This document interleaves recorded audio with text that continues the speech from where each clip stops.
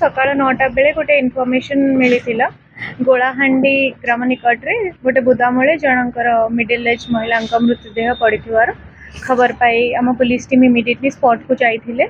And initial inquiry रू यह एक होमिसाइडल केस बोली सस्पेंशन है। सब्सिक्वेंटली डिसीज का भाई रिपोर्ट अनुसार Daspalla PS case number 139 dated 4 जून 2026 अंडर सेक्शन 103 क्लॉज 1 भारतीय न्याय संहिता हिसाब से एक केस रजिस्टर है। इन्वेस्टिगेशन समय रे जना पड़ा कि डिसीज एवं अक्यूज पर्सन परस्पर संपर्कीय चिन्हारे थिले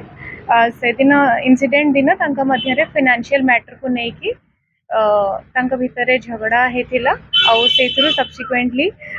डिसीज को असल्ट करा जायता जो थे से मृत्युवरण करिसेंती।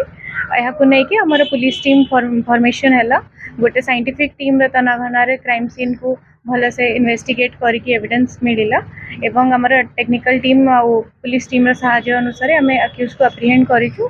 एवं आज कोर्ट चालान करूँ। मेयर इन्वॉल्वमेंट अच्छी ना सिंगल अच्छी सर तद नहीं